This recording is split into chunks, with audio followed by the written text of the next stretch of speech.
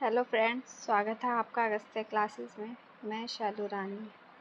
हम cell division पढ़ रहे थे, कोशिका विभाजन। उसमें हमने असूत्री विभाजन और समसूत्री विभाजन पढ़ लिया था और अर्धसूत्री विभाजन भी मैंने आपको बोर्ड पे समझा दिया था। आज हम उसके नोट्स बना लेते हैं। ये मैं आज इस मोबाइल में पढ़ा रही हूँ क्योंकि बोर्ड पे लिखने में बहुत ज़्यादा टाइम वेस्ट हो जाता है, इसलिए आज मोबाइल में जो मेरे नोट्स हैं मैं उनसे ही आपको पढ़ा रही हूँ, उनसे ही समझ लेना।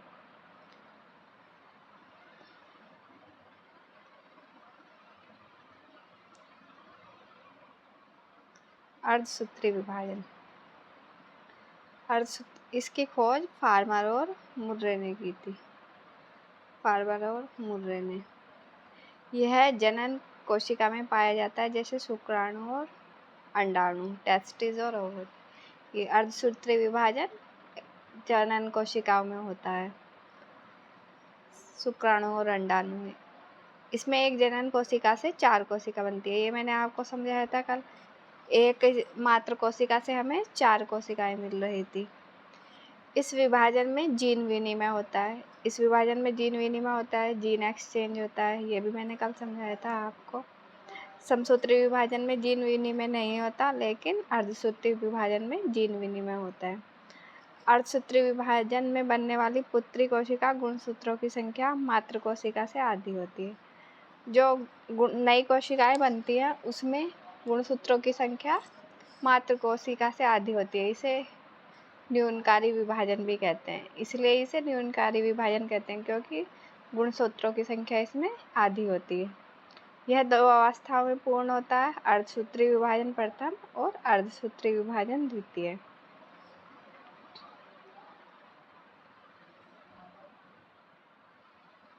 आगे देखते हैं। सबसे पहले अर्धसूत्री विभाजन प्रथम। अर्धसूत्री विभाजन प्रथम के 4 चरण हैं। जैसे समसूत्री विभाजन में 4 चरण थे, ऐसे ही इसमें भी 4 चरण हैं। नाम वही है इनके, पूर्वावस्था, मध्यावस्था, पश्चावस्था और अंतावस्था। क्योंकि इसमें अर्धसूत्री विभाजन प्रथम और द्वितीय है, तो इसलिए इनमें प्रथम और द्वितीय लग जाएगा बस। पूर्वावस्था प्रथम, मध्यावस्था प्रथम, पश्चावस्था प्रथम, अंतावस्था प्रथम। प्रोफेज फर्स्ट, इसको देखते हैं। यह समसूत्री विभाजन की पूर्वावस्था से लंबी अवस्था है। जो समसूत्री विभाजन की पूर्वावस्था है उससे थोड़ी लंबी अवस्था है। तारक काय 2 तारक केंद्रकों में टूट जाता है। समजात गुणसूत्रों के क्रोमेटिड आपस में कुंडलित हो जाते हैं, मतलब जीन विनिमय होता है। इसी जीन विनिमय के कारण अगली पीढ़ी में लक्षणों में विभिन्नता आती है। ये जो जीन विनिमय होता है, इसके कारण जो नेक्स्ट पीढ़ी में जो बच्चा बनता है उसमें विभिन्नता आती है। हमने देखा होगा कि जो भी इंसान होते हैं सब एक दूसरे से अलग हैं, कोई भी एक दूसरे से सेम नहीं है। तो इसी जीन विनिमय के कारण अगली पीढ़ी में गुणों में विभिन्नता आती है।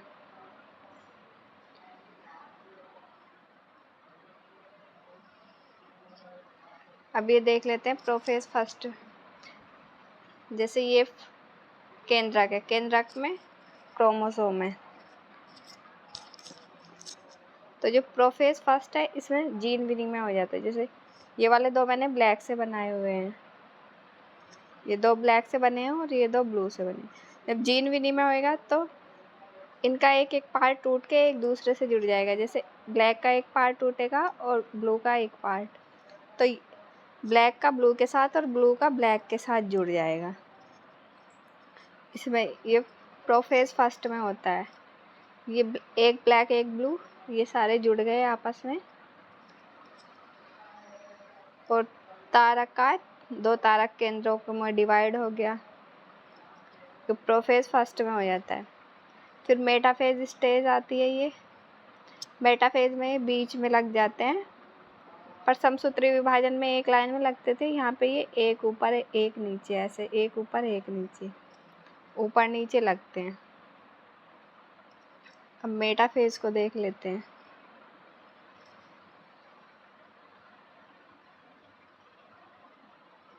मेटाफेज मध्यावस्था प्रथम, मेटाफेज प्रथम।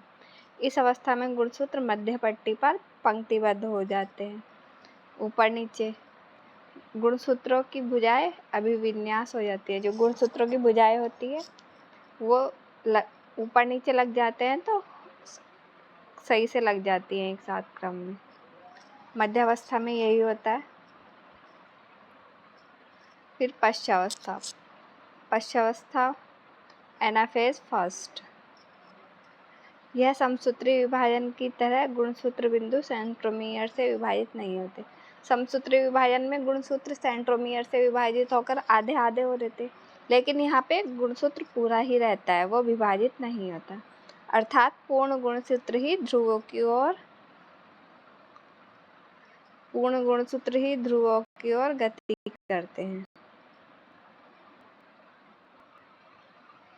ध्रुवों की ओर गमन करते हैं। तर्कतंतु के द्वारा ये नियंत्रित होते हैं। अतः प्रत्येक ध्रुव पर गुणसूत्र का एक एक समूह बन जाता है। प्रत्येक ध्रुव पर गुणसूत्रों का एक एक समूह बन जाता है, क्योंकि इसमें पूरा का पूरा गुणसूत्र जा रहा है, पूरा जोड़ा जा रहा है गुणसूत्र का, इसलिए प्रत्येक ध्रुव पर गुणसूत्र का समूह बन जाता है। अब अंतावस्था देखते हैं। अंतावस्था मतलब टीलोफेज। इस अवस्था में गुणसूत्र अकुंडलित होकर क्रोमेटिड जाल में बदल जाते हैं। इस अवस्था में गुणसूत्र जो होते हैं वो अकुंडलित हो जाते हैं और क्रोमेटिड जाल बना लेते हैं। ये एनाफेज स्टेज का पिक्चर है।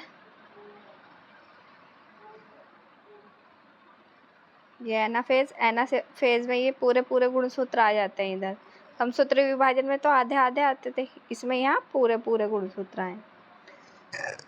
फिर टीलोफेज में ये जो गुणसूत्र होते हैं जो क्रोमेटिड जाल बना लेते हैं ऐसे।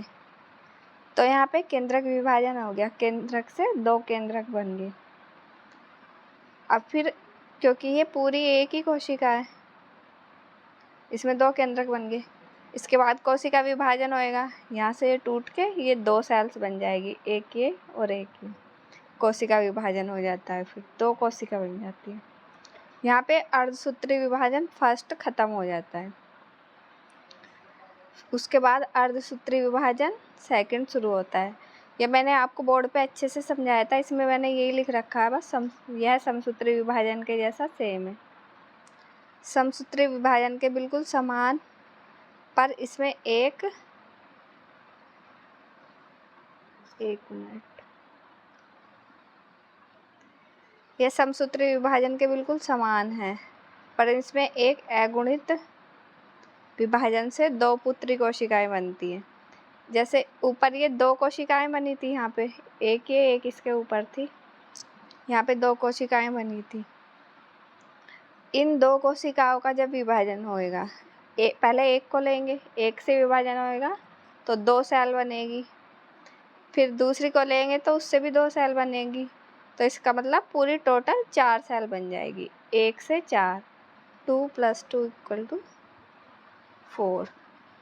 इस प्रकार संपूर्ण अर्धसूत्री विभाजन में एक द्विगुणित जनक कोशिका से 4 अगुणित संतति बनती हैं। एक कोशिका से 4 कोशिकाएं बनती है। जो शुरू वाली कोशिका होती है वो द्विगुणित होती है, और जो बाद में कोशिका बनती है वो अगुणित होती है।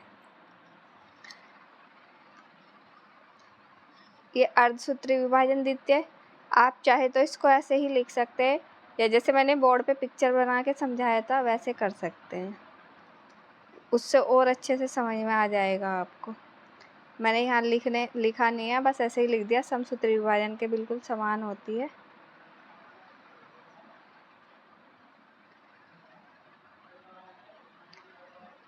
आज की क्लास कैसी लगी आपको बताना।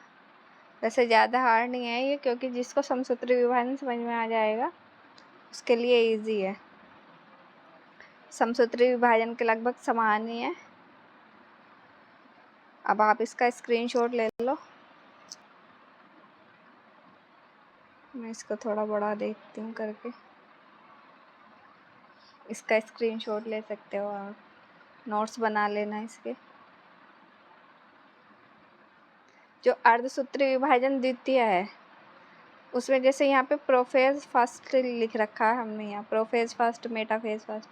जब अर्धसूत्री विभाजन द्वितीय में यही स्टेज आएंगी तो यहाँ पे prophase second, metaphase second, anaphase second, telophase second ऐसे लिखेंगे बस, बाकी कुछ डिफरेंस नहीं है ज़्यादा।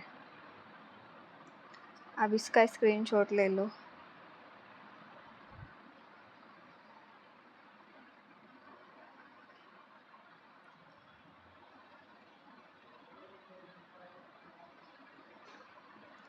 आज के लिए इतना ही है। क्लास कैसी लगी बताना, अच्छी लगी हो तो शेयर करें, लाइक करें, कमेंट करें और चैनल को सब्सक्राइब करें। Thank you.